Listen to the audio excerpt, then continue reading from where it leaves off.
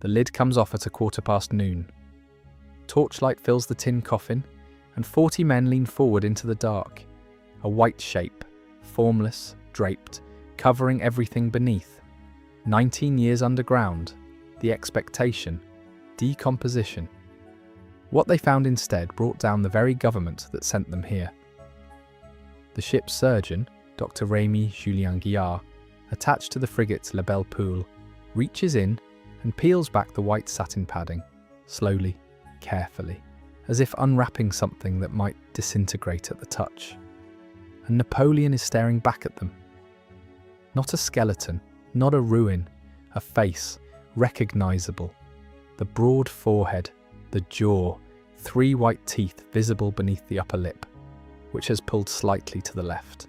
A faint bluish shadow of beard stubble, stippling the chin, fingernails still intact, still attached, white and long. The green uniform of the Chasseurs de la Garde Impériale, perfectly preserved, the red ribbon of the Légion d'honneur still crossing his chest, his hat resting sideways across his thighs. The boots have cracked at the seams. Through the split leather, the 4 smallest toes on each foot are poking through. The man had been dead since 1821. This is October 15th, 1840, and almost nothing about what happens next is what it seems. Most people know Napoleon was brought back to Paris. Some know about the funeral, a few have heard the conspiracy theories about arsenic, or a body swap. That version of the story is real, but it only covers the surface.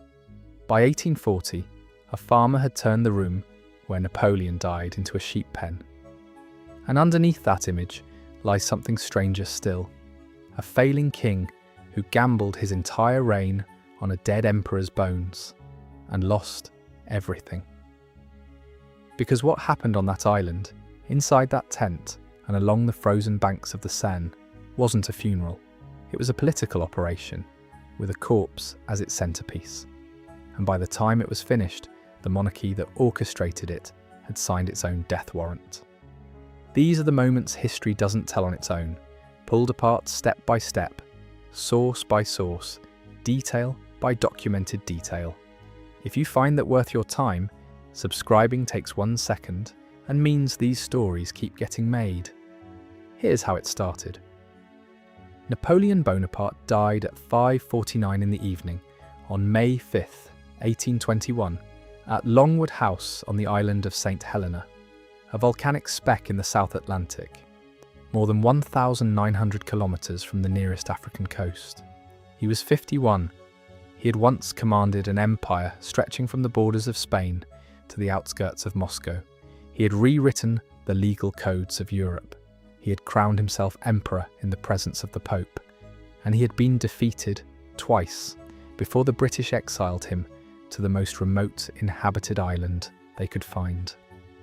The day after his death, Dr. François Carlo Antomarchi performed the autopsy, assisted by 7 British surgeons. The heart and stomach were removed and placed in separate silver vessels filled with wine. The conclusion, stomach cancer, a diagnosis debated for 2 centuries and then confirmed again in 2021 by an international team of 8 gastrointestinal pathologists.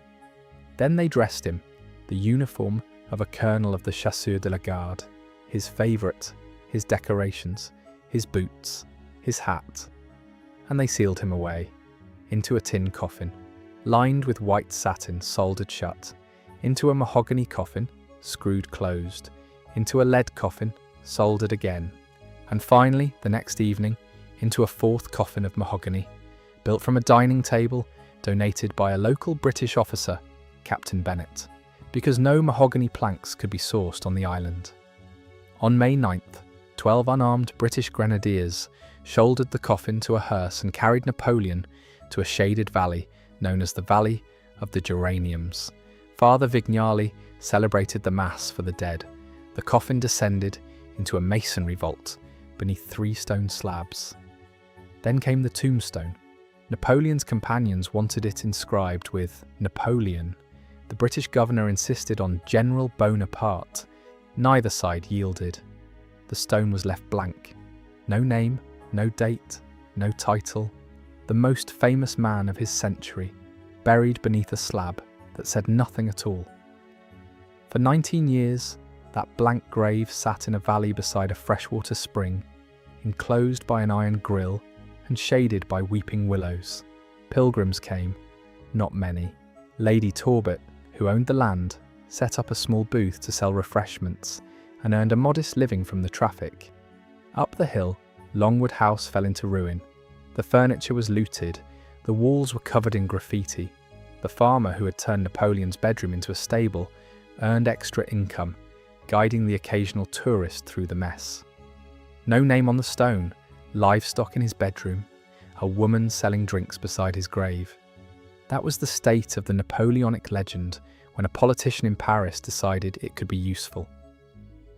In 1840, a man named Adolphe Thiers saw an opportunity in those bones. Thiers was no fool. He was Prime Minister of France under King Louis-Philippe, the so-called citizen king who had taken power in the Revolution of 1830. Thiers had a sharp political mind and a genuine fascination with Napoleon. He had already published a multi-volume history of the Consulat and Empire. But by 1840, the July monarchy was in serious trouble. Republican uprisings, legitimist opposition, a failed insurrection by radicals Barbès and Blanqui the previous year. Louis-Philippe needed something, anything, to unite the public behind the crown. Thiers proposed his solution: bring Napoleon home. This was not sentimentality, this was calculation. The plan was to harness the Napoleonic legend and graft it onto the July monarchy, to claim ownership of France's greatest military glory without actually being Napoleon. The remains would come to Paris, the king would receive them, the grateful nation would rally. Not everyone was convinced. Queen Maria Amalia called the scheme fodder for hotheads. The king's own daughter, Princess Louise, dismissed it as pure theatre. The Prince de Joinville, Louis-Philippe's third son, the one tasked with leading the expedition, objected to being employed on a job suitable for a carter or an undertaker. But Thiers pushed it through. On May 12, 1840, the French Parliament voted a special credit of 1 million francs for the translation of Napoleon's remains to Les Invalides. Ambassador Guizot negotiated the transfer with Lord Palmerston, the British Foreign Secretary, who agreed, partly because the British were eager to diffuse Franco-British tensions over the Eastern question. The problem of Napoleon's corpse in diplomatic terms was something London was happy to be rid of. On July 7th, the frigate La Belle Poule, painted entirely black for the occasion, departed Toulon, escorted by the corvette Favourite.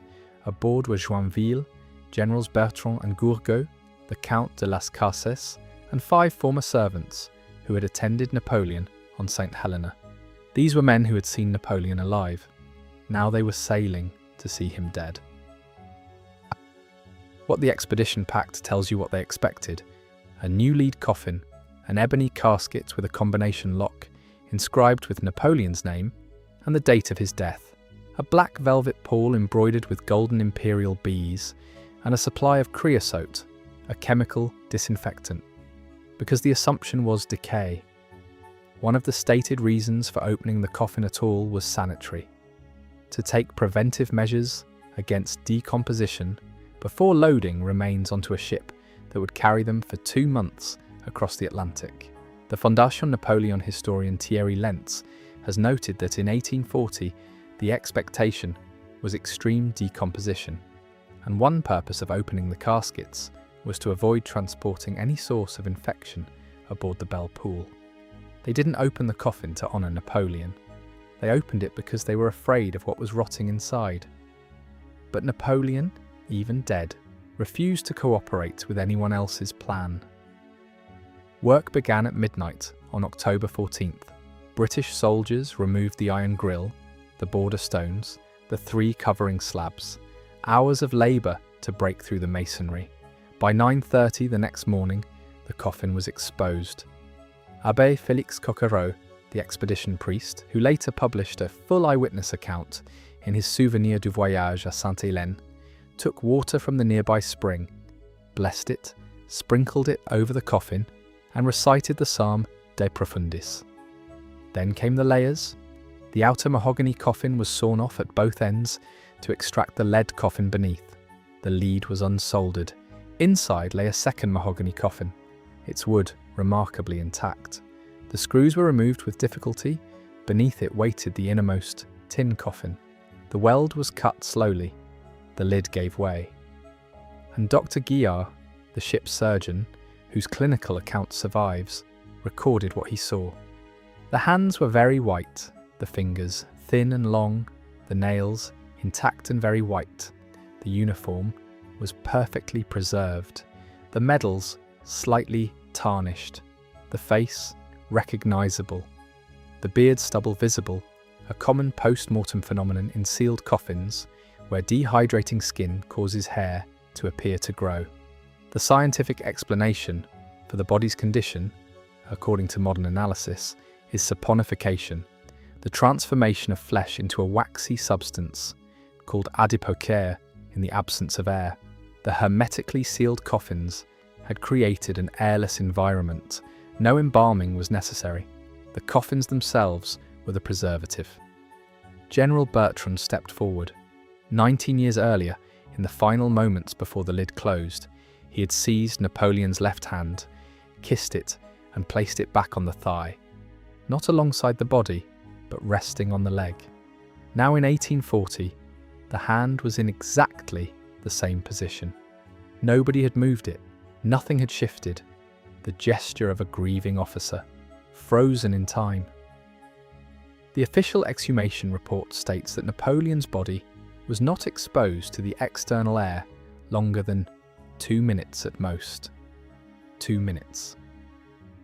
Dr. Guillard then proposed continuing the examination, opening the silver vessels containing the heart and stomach, potentially confirming or contradicting the findings of the original 1821 autopsy. General Hugo, tears on his face, became furious and ordered the coffin closed at once. The doctor complied. He sprayed a small quantity of creosote on the satin, replaced the tin lid without resoldering it, and sealed the mahogany layer. The lead coffin was soldered shut again. The original coffins were nested into the new lead coffin from France, which was placed inside the ebony casket, which was locked and cased in a protective oak shell. Total weight, 1,200 kilograms, roughly the mass of a small car, hoisted onto a hearse by 43 gunners. The question of how Napoleon really died, a question that could potentially have been answered that afternoon, was sealed inside with him, and what happened next made it clear that the coffin was never really the point. La Belle Poule reached Cherbourg on November 30th. The coffin was transferred to the steamer La Normandie, then carried up the Seine toward Paris. William Makepeace Thackeray, the English novelist, recorded that the riverbanks were lined with old soldiers and country folk who had travelled from miles around to pray beside the passing coffin. December 15th, 1840. Paris was frozen. The temperature never climbed above 10 degrees, but between 700,000 and 1 million people filled the streets. And here the plan shattered. Preparations had collapsed. Work fell catastrophically behind schedule. Papier-mâché decorations were assembled the night before. A massive commemorative column at the landing point remained an unfinished skeleton. Construction halted because of the wind. The government, now led by François Guizot, because Thiers had been dismissed before the ship even returned, deliberately minimised the ceremony, terrified of inflaming Bonapartist passion. The coffin passed beneath the Arc de Triomphe, down the Champs-Élysées, and into the dome of Les Invalides. King Louis-Philippe waited inside. The Prince de Joinville, never told he'd need to make a speech, improvised 5 words. "Sire, I present to you the body of Emperor Napoleon," the king murmured. "I receive it in the name of France." General Bertrand was asked to place Napoleon's sword, the blade carried at Austerlitz and Marengo, upon the coffin. He was so overcome that he could not lift it. General Hugo seized the weapon and finished the act. Mozart's Requiem was performed by the principal singers of the Paris Opera. The politicians in attendance shuffled, yawned, and craned their necks for a better view of the performers. One observer noted that schoolboys would be punished for such behaviour in a solemn place. No member of the Bonaparte family was present. They had all been banished from France, but the ghost they had summoned was already loose.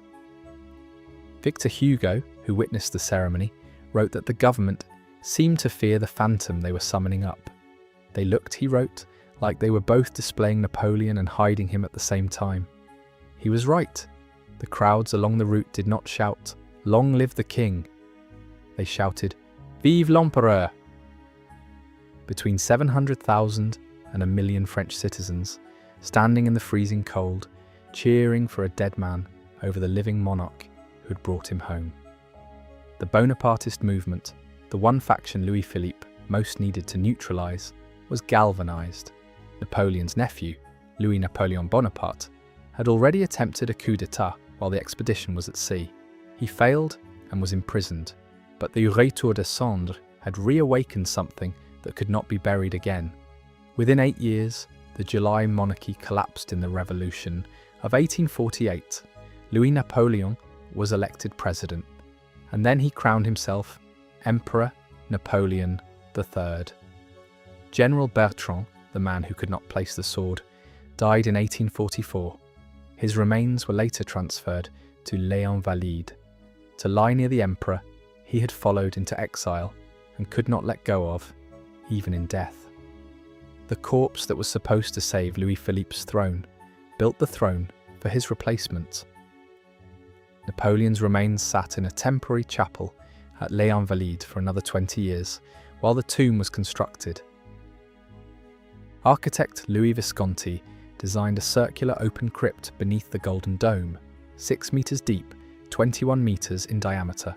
At its centre, a sarcophagus carved from purple Shropshire quartzite, quarried in Russian Karelia by special permission of Tsar Nicholas I. The stone was chosen for its resemblance to the red porphyry used in the burials of Roman emperors. On April 2nd, 1861, Napoleon was finally placed inside. The ceremony was subdued. Napoleon III, Empress Eugénie, a small circle of officials. By then, Visconti was dead. Louis-Philippe was dead. The July monarchy was dead. The blank tombstone from Saint Helena was shipped to Paris too. It stands today in a small courtyard at Les Invalides, the courtyard of Nîmes, still blank, still saying nothing. And inside that sarcophagus, behind 1,200 kilograms of nested coffins, Napoleon rests in whatever condition 185 years of sealed darkness has produced. We don't know. The coffin has not been opened since those 2 minutes on a windy island in the South Atlantic. No DNA test has ever been authorised. Both the French government and the Bonaparte family have declined every request. Perhaps the real answer was never inside the coffin. They brought him home to save a king. All they did was remind a nation what an emperor looks like. The lid came off at noon. The boots had rotted, the toes were showing, but the face was